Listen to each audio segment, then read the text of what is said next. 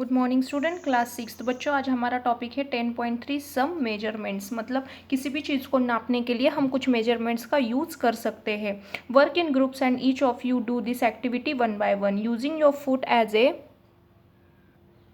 as a unit of length. Measure the length and breadth of the classroom. It is possible that while measuring this you may find some part remain to be measured at is smaller than your foot. Use a string to measure the length of a part of your foot as you did before. Record your observation.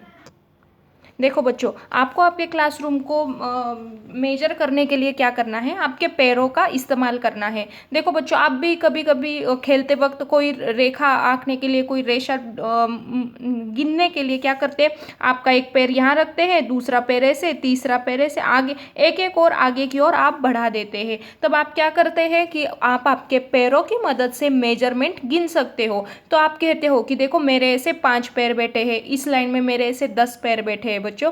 तो ये भी measurement करने के लिए आसानी होती है। तो बच्चों आपको 3 स्टूडेंट लेने हैं और उनके फुट के मदद से, जो पैर होते हैं बच्चों, फुट के मदद से आपको क्लासरूम की विड्थ और लंबाई, जो चौड़ाई और लंबाई आपको क्या करनी है, निकालनी है।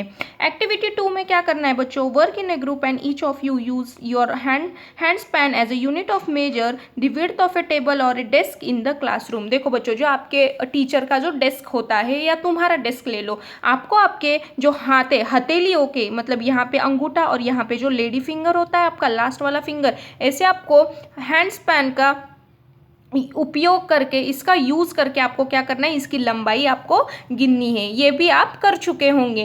Year 2, you may find that you need string lengths equal to your handspan and then fraction the string length to make the measurement. Record all your observation 10.2. ये टेबल में आपको क्या करना है, आपको वो उसको ऑब्जर्वेशंस लिखने हैं।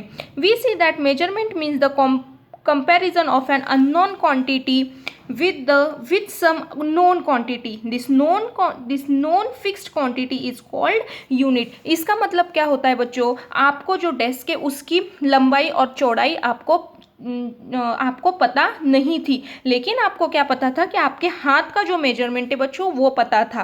तो अननोन क्वांटिटी थी आपकी डेस्क की और नोन क्वांटिटी आपकी हथेली की। तो हथेली की क्वांटिटी से बच्चों आपने आपके टेबल की जो अननोन, मतलब आपको जो क्वांटिटी पता नहीं थी वो पता लगाई है बच्चों। तो इसे ही हम क्या कहते हैं, यूनिट कहते हैं। The result of A measurement is expressed in 2 parts. देखो बच्चों, किसी भी चीज़ को, मेजरमेंट को एक्सप्रेस करने के लिए, उसको बोलने के लिए हम कितने पार्ट्स का यूज करते हैं, 2 पार्ट्स का। 1 part is a number, the other part is the unit of the measurement. मतलब सबसे फर्स्ट वाला पार्ट कितना होता है, नंबर होता है, and the second part is unit of the measurement. मतलब सबसे इजी उदाहरण देखो बच्चों, मैंने क्या बोला, अभी ये डेस्क आपने आपके हाथों से गिना है, तो ये डेस्क कितना हो गया, ये एक हाथ और यहाँ पे दूसरा हाथ, तो नंबर हो गया दूसरा। देखो नंबर हो गया दूसरा, एंड द सेकेंड यूनिट क्या हो गया आपका, हैंड। यूनिट हो गया आपका हैंड और नंबर हो गए आपके 2। तो ऐसी किसी भी मेजरमेंट को ये करने के लिए बच्चों उसके 2 पार्ट्स होते हैं।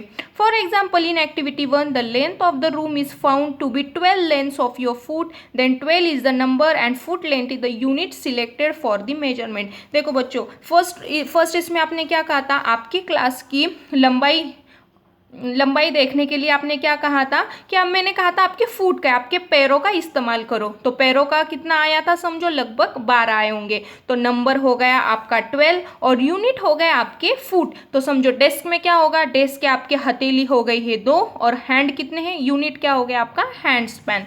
तो इसे ही बच्चों क्या कहते हैं, हम यूनिट कहते हैं।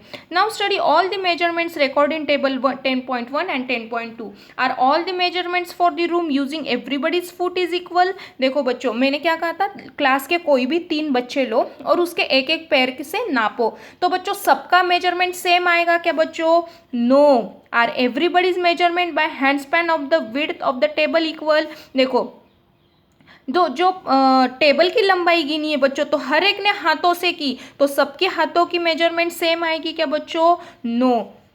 Perhaps the result could be different as the length of your hand span and that of your friends may not be the same। देखो बच्चों, 3 फ्रेंड है, जो 3 फ्रेंड के हाथ है बच्चों, हाथों भी किसी किसी के छोटे होंगे, किसी किसी के बड़े होंगे बच्चों। तो हाथों का नाप हाथों के ऊपर से बच्चों वो डिपेंड होगा। किसी के अगर हाथ छोटे हो गए तो आपका नंबर बढ़ेगा, और किसी के हाथ लंबे हो गए तो बच्चों आपका नंबर यहाँ पे घटेगा। मतलब जो अलग अलग लोग होते हैं बच्चों, उनके अलग अलग हथेलियाँ होती है। तो हथेलियों के मेजरमेंट से बच्चों क्या होता है, उनके जो यूनिट्स आएंगे, उनके जो नंबर आएंगे वो भी अलग होंगे बच्चों। सारे नंबर एक साथ नहीं आएंगे, क्योंकि सबके पैरों की साइज अलग अलग होती है और हाथों की साइज भी बच्चों अलग अलग होती है।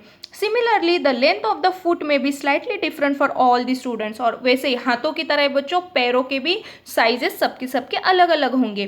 Therefore when you tell your measurement using your hand span और length of foot as a unit of others, they will not be able to understand how big the actual length is.